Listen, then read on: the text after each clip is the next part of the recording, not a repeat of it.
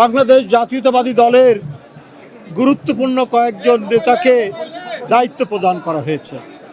এরা অত্যন্ত যোগ্য নেতা, দীর্ঘদিন ধরে ছাত্র জীবন থেকে এই দলের সাথে তারা ঘনিষ্ঠভাবে জড়িত।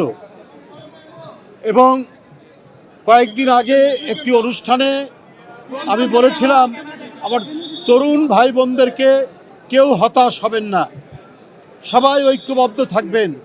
নিশ্চয়ই এই আন্দোলন সংগ্রামের যিনি প্রধান চালিকা শক্তি, আমাদের প্রধানমন্ত্রী বিএনপির চেয়ারম্যান তারেক রহমান সবার মূল্যায়ন করবেন কোনো না কোনোভাবে।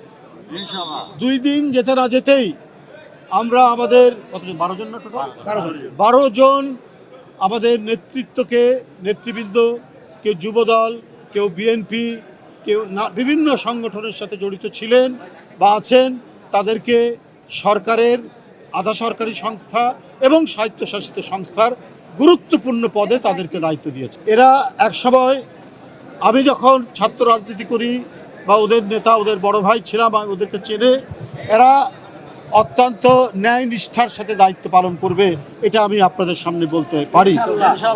এরা কেউ উৎকোচের কাছে, প্রলোভনের কাছে নিজের মাথাকে বিক্রি করে দেবে না।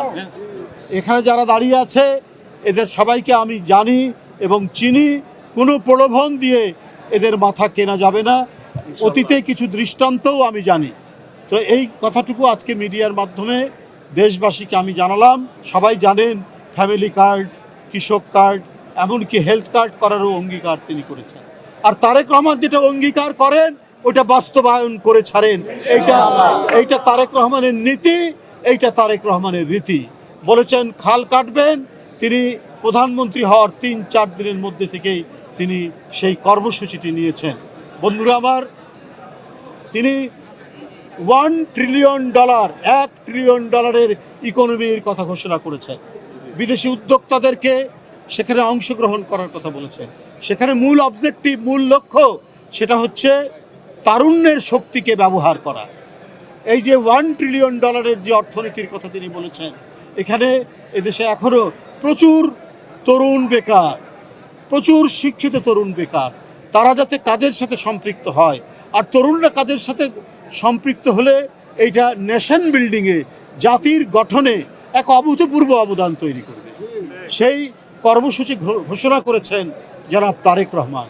সুতরাং কেউ বেকার থাকবে না, কেউ বেকারত্বের জ্বালায় অন্যায় অপরাধের মধ্যে যাবেন না, সেই প্রতিশ্রুতি তিনি দিয়েছেন। সেই কাজগুলো তিনি শুরু করেছেন।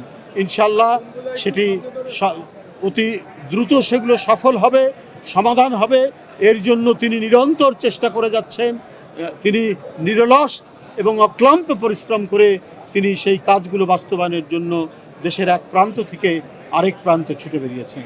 এবং যে গতকালকে যে নতুন অপেক্ষাকৃত তরুণ, আমাদের চাইতে তো বয়স কম, তাদেরকে যে দায়িত্ব দিয়েছেন, সেই দায়িত্ব পালন তারা অত্যন্ত নিষ্ঠার সাথে করবে, দক্ষতার সাথে করবে, সততার সাথে করবে এবং দায়িত্ব পালন করে বুঝিয়ে দিবে যে না, যারা রাজনৈতিক নেতৃত্ব, তারা কোনো প্রতিষ্ঠানের দায়িত্ব পেলে তারা সেটিকে আরও সুন্দরভাবে গড়ে তুলতে পারবে।